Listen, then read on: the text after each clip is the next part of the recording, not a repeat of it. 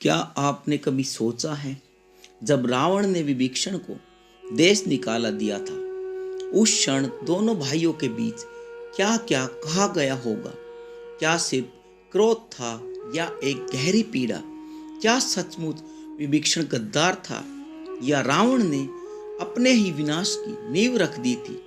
तो आज सुनिए उस आखिरी संवाद को जिसमें लंका गूंज उठी थी, भाई से भाई की टकराहट में।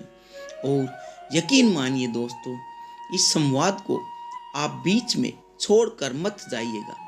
रावण कहता है, विभीषण तू फिर आया है, क्या अब भी मुझे उपदेश देने आया है कि मैं क्या करूं और क्या न करूं? तू भूल रहा है, तू मेरा छोटा भाई है, राजा नहीं। विभीषण कहते हैं, भाई आज मैं छोटा नहीं, केवल धर्म का सेवक हूँ, और धर्म का पहला कर्तव्य है सच बोलना। तुम रावण हो, विजेता विद्वान, शिव भक्त, पर तुम अंधे हो गए हो। अभिमान ने तुम्हारी आंखें छीन ली है। इस पर रावण कहता है, क्या धर्म यह कहता है कि कोई अपनी ही मातृभूमि, अपने ही भाई का विरोध करे? क्या धर्म यह कहता है कि तू मेरे शत्रु राम का पक्ष ले? विभीषण कहते हैं, मैं राम का पक्ष नहीं ले रहा, मैं सत्य का साथ दे रहा हूँ। सीता का हरण अधर्म है। रावण, तूने उसका अपहरण करके केवल एक स्त्री का नहीं, संपूर्ण नारी जाति का अपमान किया है। रावण कहता है, विभीषण मैं रावण हूँ, लंका का सम्राट, जिसके नाम से देवता भी थर थर कांपते हैं, जिसने मृत्यु को भी अपने अधीन किया है।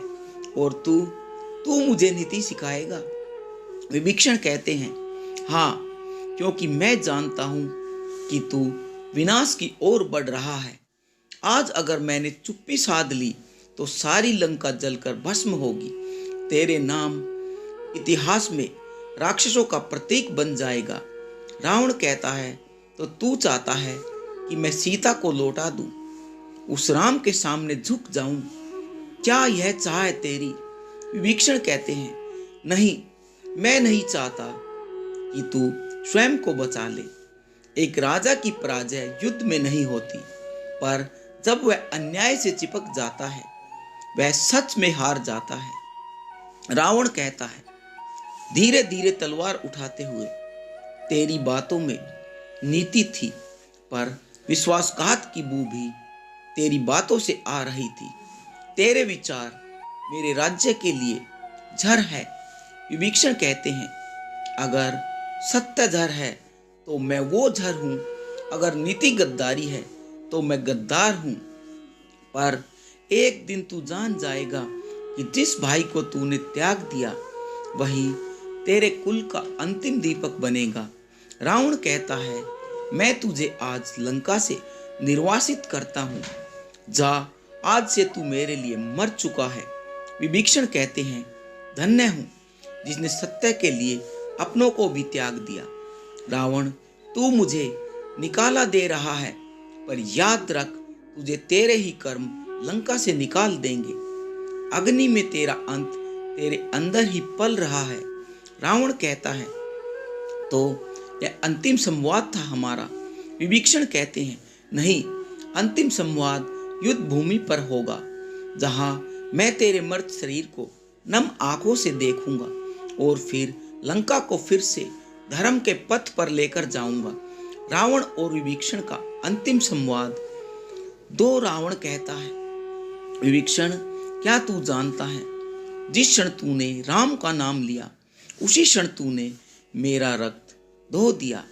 विभीषण कहते हैं, और जिस क्षण तूने एक स्त्री को बलपूर्वक बंदी बनाया, उसी क्षण तूने शिव भक्त रावण से राक्षस रावण का जन्म लिया।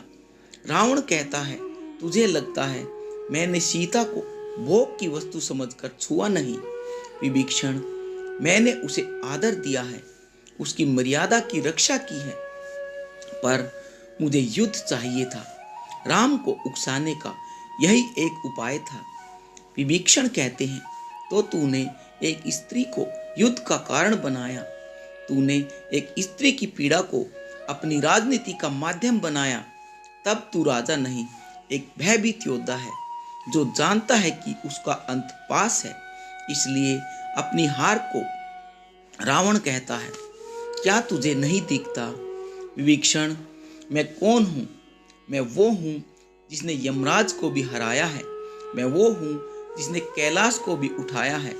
मैं रावण हूँ, 10 सिरों वाला, 10 दिशाओं का ज्ञाता। राम जैसे साधु मुझे क्या हरा पाएंगे?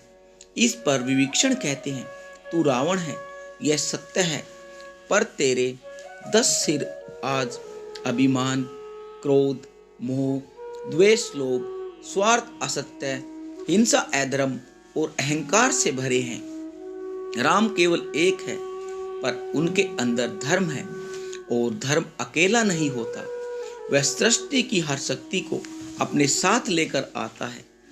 इस पर रावण कहता है, तू मुझे डरा नहीं सकता विभीषण, मैं अमर नहीं पर अजय हूँ। विभीषण कहते हैं, कोई अजय नहीं होता।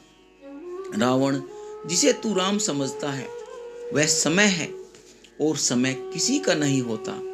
दोनों कुछ पल के लिए चुप हो जाते हैं। फिर रावण ने कहा, तो यह निश्चित है, तू अब लौटेगा नहीं विभीषण? विभीषण कहते हैं, नहीं, मैं अब सत्य की छाया बन चुका हूँ। जहां भी झूठ होगा मैं वहीं युद्ध करूंगा, केवल युद्ध, चाहे वह मेरे रक्त का ही क्यों न हो। रावण कहता है, काश तू मेरा छोटा भाई न होता, तो मैं तुझे रणभूमि में ही मार देता। पर आज मैं तुझे जीवन दान नहीं दे रहा, मैं तुझे श्राप दे रहा हूँ। विभीषण कहते हैं, श्राप वही देता है जो अंदर से हार चुका हो, और आशीर्वाद वही पाता है जो सत्य की राह पर चलता है। रावण कहता है, जा विभीषण जा, ले जा अपने साथ मेरी लंका का भाग्य भी, क्योंकि आज तू भाई नहीं, भविष्य का प्रतीक बन चुका है। विभीषण कहते हैं, और तू आज से केवल रावण नहीं, तू आज से रामायण की त्रासदी है। कथा हो या कोई सीख, रामायण में लिखा गया है कि अधूरी बात सुनना और अधूरी कथा सुनना पाप की श्रेणी में आता है। अधूरी बातों से न केवल भ्रम फैलता है, बल्कि सत्य का अर्थ भी बदल जाता है। इसलिए इस कथा को अंत तक जरूर सुनिए, क्योंकि यह केवल एक संवाद नहीं, बल्कि एक युग के अंत की भविष्यवाणी भी है। कथा, विभीषण कौन था? गद्दार या त्रिकालदर्शी?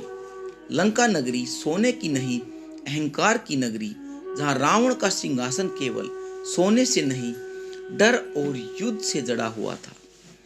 वो रावण जो विद्वान था, शिव भक्त था, पर एक गलती ने उसे अधर्मी बना दिया, और उस गलती के खिलाफ खड़ा हुआ उसका अपना सगा भाई विभीषण। लोग कहते हैं, विभीषण ने रावण से धोखा किया, उसे छोड़कर राम के पास चला गया। लेकिन क्या कोई जानता है कि उसने ऐसा क्यों किया? वह दृश्य आज भी रामायण के पन्नों में दर्ज है। रावण की सभा में जहां कोई कुछ कहने की हिम्मत नहीं कर पाता था, वहां विभीषण ने खड़े होकर कहा था, भाई, यह युद्ध विनाश लाएगा। राम को सीता लौटा दो, नहीं तो लंका जलकर राख हो जाएगी। पर रावण सुनने को तैयार नहीं था, क्योंकि उसकी आंखों पर सत्ता और क्रोध की पट्टी बंधी हुई थी। उसने उसी सभा में अपने भाई को लंका से देश निकाला दे दिया। विभीषण रोया नहीं, वह चुपचाप उस धरती को छोड़कर चला गया जहां रक्त का रिश्ता धर्म के रिश्ते से बड़ा हो चुका था।